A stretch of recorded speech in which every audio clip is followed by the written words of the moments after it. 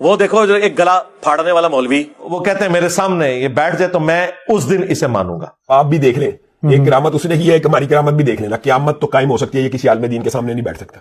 میں کہتا ہوں ٹھیک ہے آ جاؤ، پھر دو ہاتھ کر لینا، اس کی وجہ ایکسپوز ہو جائے گا. بس ہوں وضو قائم رکھنا جی اپنا. اپنے ایکسپوز ہونے کے ڈر سے نہیں بیٹھتا، لیکن پھر بھی ایکسپوز ہو رہا. روک تیرے کو بتاتے.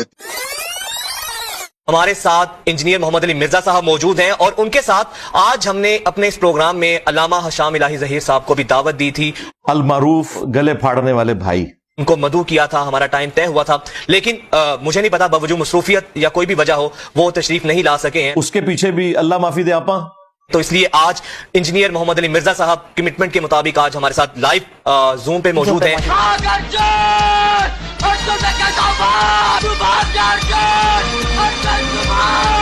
اور نس گئے جو ہے، ڈر گئے جو ہے. میری بھی بڑی خواہش تھی کہ آج ہشام الہی ظہیر صاحب حفظہ اللہ تعالی یہاں موجود ہوتے، اپنی کمٹمنٹ کے مطابق جو آپ سے انہوں نے کی تھی. قیامت تو قائم ہو سکتی ہے، یہ کسی عالم دین کے سامنے نہیں بیٹھ سکتا. بہرحال میں تو اپنی کمٹمنٹ پہ پورا اترتے ہوئے لائیو آ گیا ہوں، اور انشاءاللہ امید کرتا ہوں کہ یہ آفر جو ہے وہ غیر محدود مدت کے لیے ہونی چاہیے، امت کے وسیع تر مفاد کی خاطر. قیامت تو قائم ہو سکتی ہے، یہ کسی عالم دین کے سامنے نہیں بیٹھ سکتا. میں کہا ٹھیک ہے بہ جا. ان ڈس گیا، ڈس گیا ڈر گیا ہی ہوئے. ہاں میز بڑھن گیا، ڈر گیا ہی ہوئے. اور ہشام بھائی انشاءاللہ تعالی نیکسٹ کسی پروگرام میں آ جائیں گے انشاءاللہ تعالی، اور ہم بیٹھ کے بات کریں گے ایک اچھے ماحول کے اندر، ایک ریسپیکٹیبل مہذب دنیا کے اندر جس طرح لوگ گفتگو کرتے ہیں ایک اینکر کے ذریعے. تو انشاءاللہ ہم گفتگو کریں گے ایک کسی کامن ٹاپک کے اوپر. نہیں مرزا صاحب، بھی آپ رکھ لیں. ٹائم قیامت تک ہے. آپ نے تو اپنے آپ کو غیر مشروط طور پہ پیش کیا ہے. ہشام صاحب سے ہم دوبارہ درخواست کریں گے کہ وہ ٹائم نکالیں اور ایک ہیلدی ڈسکشن ہو جس کا مقصد تعمیری ہو، ہے نا. ہم تو چاہتے ہیں کہ یہ سارے تھتے سامنے آئیں، ساری تھتیاں سامنے آ گئی جی. میں تو چاہ رہا تھا آج ہشام بھائی بیٹھے ہوتے، مزہ آتا، ہم انجوائے کرتے، کاش وہ آ جاتے. معاذ اللہ ثم معاذ اللہ. اور میں پھر سے آپ کے پلیٹ فارم سے ان کو سلام بھی بھجوا رہا ہوں، اور ریکویسٹ کر رہا ہوں کہ اگلے پروگرام میں انہوں نے ضرور آنا ہے. قیامت تو قائم ہو سکتی ہے، یہ کسی عالم دین کے سامنے نہیں بیٹھ سکتا. چلیں اس وقت جو بھی معاملہ ہوا ہم اس پہ پردہ ہی ڈالتے ہیں، لیکن نیکسٹ پروگرام میں امید ہے سر وہ آپ کا ڈائریکٹ پیغام پہنچ گیا ہوگا، وہ دیکھ رہے ہوں گے، مجھے اتنا یقین ہے. اس نے فرار ہو جانا، یہ پہلے کہہ رہا ہوں، میں آپ کو دعوے سے کہہ رہا ہوں، آپ ہماری کرامت بھابیوں کے اندر بھی کرام تھے. 2 days later. فضائل مولا علی کے حوالے سے آپ سے گزارش کریں گے، جو ہمارے ویورز ہیں اس حوالے سے اگر آپ اس پر روشنی ڈالیں تو. روکو ذرا. وجاہت بھائی، سب سے پہلے تو میں ریکویسٹ کروں گا کہ پچھلی دفعہ بھی آپ لوگوں نے مجھے انفارم کیا کہ جی علامہ ہشام الہی ظہیر صاحب حفظہ اللہ تعالی بڑی شدت سے خواہش رکھتے ہیں کہ انجینئر صاحب کے ساتھ میں نے بیٹھنا ہے. جی اب اس دعوے سے ان کو بھاگنا نہیں چاہیے. تو میں آپ لوگوں کے کہنے پر آ گیا اور وہ نہیں آئے. آج امید ہے کہ وہ آئے ہوئے ہوں گے، اگر آئے ہوئے تو میری طرف سے ان کی خدمت میں سلام عرض کر دیجیے گا. آئیے دیکھ کر مزہ آئے گا. علی بھائی آج بھی وہ باوجود ان کی خواہش بھی تھی، انہوں نے ہی اس کا اصرار کیا تھا، لیکن وہ ان کی کوئی مصروفیت ہوگی، اس نے زن اگر ہم رکھیں تو وہ نہیں آ سکے ہیں.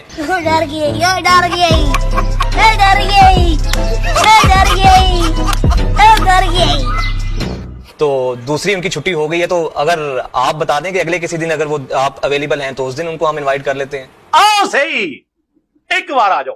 جی میری طرف سے تو انشاءاللہ ٹائم قیامت تک ہے، جب چاہیں وہ آپ کے پلیٹ فارم پہ لائیو بیٹھنا چاہیں کسی بھی ٹاپک کے اوپر. کہنا میری امی نے منع کیا. آج میری بات بھی یاد رکھ لیں، وہ بھی اپنی بڑی کرامات بیان کرتا ہے، میری بھی کرامت لکھ لیں. مرزا مر تو سکتا ہے، کسی عالم دین کے سامنے بیٹھ نہیں سکتا. ان کی خواہش کے اوپر، کیونکہ انہوں نے پہلے خواہش کا اظہار کیا بالکل، اور آپ نے وہی کنڈی لگا کے مجھے اپنے چینل پہ بلا لیا، میں تو آ گیا فوراً. لیکن مجھے یعنی ایک دلی افسوس ہوا ہے کہ وہ نہیں آئے. میں نے تو اس کو یہ بڑے عرصہ پہلے اس کا نام سجیسٹ کیا تھا کہ اس کا نام مرزا مفرور بیگ ہونا چاہیے. روک تیرے کو بتاتے. آج ہم نے اپنے اس پروگرام میں علامہ ہشام الہی ظہیر صاحب کو بھی دعوت دی تھی، لیکن مجھے نہیں پتا باوجود مصروفیت یا کوئی بھی وجہ ہو وہ تشریف نہیں لا سکے ہیں. 2 days later. علی بھائی آج بھی وہ باوجود ان کی خواہش بھی تھی، انہوں نے ہی اس کا اصرار کیا تھا، لیکن وہ ان کی کوئی مصروفیت ہوگی، اس نے زن اگر ہم رکھیں تو وہ نہیں آ سکے ہیں. میں نے تو اس کو یہ بڑے عرصہ پہلے اس کا نام سجیسٹ کیا تھا کہ اس کا نام مرزا مفرور بیگ ہونا چاہیے.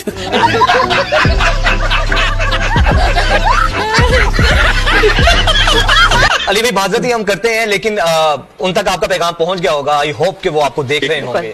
چلو ٹھیک ہے, جزاک اللہ خیرا. اب میں آتا ہوں دوسرے پورشن کی طرف کہ تم وہ انسان ہو جو ڈبیٹ سے ہمیشہ بھاگتے ہو. بھائی کیسی لگی آگے سواد وہ مفتی حنیف قریشی صاحب ہوں, آئے صدقے مفتی طارق مسعود صاحب ہوں, آئے صدقے حشام الہی ظہیر صاحب ہوں. مفتی حنیف قریشی صاحب آئے, انہوں نے خود مانا کہ مجھے نہیں بلایا ہوا تھا. مفتی طارق مسعود صاحب آئے اور وہ جس طریقے سے آئے وہ آپ کو پتا ہے. وہ دیکھو جو ایک گلا پھاڑنے والا مولوی, ٹھیک ہے جی, حالت دیکھیں اس بندے کی. آج ہم نے اپنے اس پروگرام میں علامہ حشام الہی ظہیر صاحب کو بھی دعوت دی تھی, لیکن مجھے نہیں پتا باوجود مصروفیت یا کوئی بھی وجہ ہو وہ تشریف نہیں لا سکے ہیں. چلو چلو چلو, اور ریکویسٹ کر رہا ہوں کہ اگلے پروگرام میں انہوں نے ضرور آنا ہے. 2 days later. علی بھائی آج بھی وہ باوجود ان کی خواہش بھی تھی, انہوں نے ہی اس کا اصرار کیا تھا, لیکن وہ ان کی کوئی مصروفیت ہوگی, اس نے زن اگر ہم رکھیں تو وہ نہیں آ سکے ہیں. وہ مناظرے سے فرار ہے, مکالمے سے فرار ہے. اب دونوں بھائی جو ہے نا گلے لگ کے رو, اب مل بیٹھ کے نا.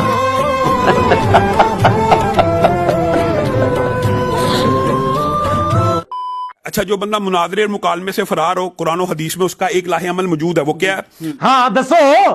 عبد الباسط بھائی, مباہلہ. وہ مباہلے سے بھی فرار ہے. تو کدے بھی مبالغے والی حدیث مسلم شریف دی بیان ہی نہیں کر سکتا, کیونکہ وہ ذکر ہے کہ تیرے ماموں نے مولا علی علیہ السلام کے اوپر سب و شتم کروایا.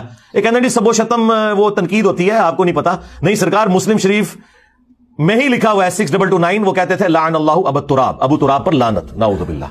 اللہ کی لعنت, اللہ کے فرشتوں کی لعنت, تمام لعنت کرنے والوں کی لعنت جنہوں نے اہل البیت کے اوپر لعنتیں کروائی, اور ان کے دفاع کرنے والوں پر بھی لعنت, اور ان لعنتیوں کا حشر انہی لعنتیوں کے ساتھ ہو جنہوں نے اہل البیت کے ساتھ ظلم کیا.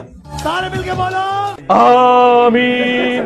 یہ ڈونکی راجہ فلم یہاں پہ ختم نہیں ہوئی. پہلے آپ کچھ کہہ رہے تھے, اس نے فرار ہو جانا, یہ پہلے کہہ رہا ہوں, میں آپ کو دعوے سے کہہ رہا ہوں, آپ ہماری کرامت بابیوں کے اندر بھی کرام تھے, بابیوں کے اندر بھی کرام تھے, بابیوں کے اندر بھی کرام تھے. ابتسام الہی ظہیر صاحب کی جب یہ پوڈ کاسٹ ہو رہی تھی, ارشاد بھٹی صاحب نے ان سے کہا کہ آپ کو لوگ وہابی کیوں کہتے ہیں, تو انہوں نے کہا ہم اپنے آپ کو وہابی نہیں کہتے ہیں, ہم تو اہل حدیث کہتے ہیں, یہ لوگ کہتے ہیں. ویسے آپ کو میں اس سے پہلے کہ وہابی آپ کو کیوں کہا جاتا ہے؟ ہاں, ہمیں وہابیوں کہا جاتا ہے. ہم ویسے اپنے آپ وہابی نہیں کہتے, پہلی بات تو یہ بتاؤں. ہم ویسے اپنے آپ وہابی نہیں کہتے, پہلی بات تو یہ بتاؤں. کرامت بابیوں کے اندر بھی کرام تھے, ہم ویسے اپنے آپ وہابی نہیں کہتے. کرامت بابیوں کے اندر بھی کرام تھے, ہم ویسے اپنے آپ وہابی نہیں کہتے. آپ نوٹ کر لو جی بابیا جو بھی کرامتا آ گئی ہے بھی, ہم ویسے اپنے آپ وہابی نہیں کہتے.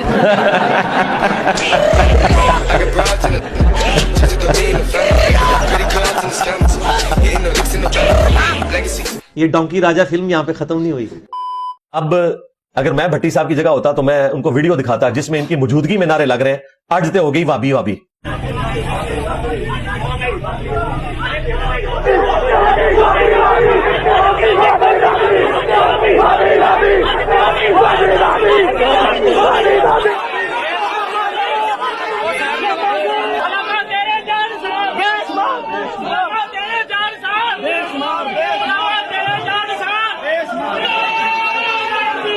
اس کے بعد کہنا کہ ہم وابی نہیں کہلواتے.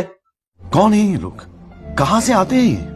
لیکن جب تمہارے سٹیجز سے آجتے ہوگی وابی وابی نعرے لگتے ہیں ابتسام صاحب, تو نعرے رکوایا کرو نا. میرے سٹوڈنٹس میں سے ایک دو بندوں نے بات کی نا کہ میں علمی کتابی ہوا, تو میں نے اس اسٹیج سے کہا کہ علمی کتابی فرقے پہ اللہ کی لعنت, کہ تم علمی کتابی کو فرقہ بنا کے پیش کر رہے ہو. یہ تو ایک سلوگن کی بات تھی, ہم مسلم ہیں, کوئی مسلم علمی کتابی نہیں ہے. وہ ایک شعر تھا, ایک رجز تھا, جس کا اظہار تھا کہ ہم علم اور کتاب کی بنیاد کے اوپر اسلام کو فالو کرتے ہیں, کسی فرقے کا نام نہیں تھا. اب ان کو بھی چاہیے کہ وابی فرقے پہ لعنت.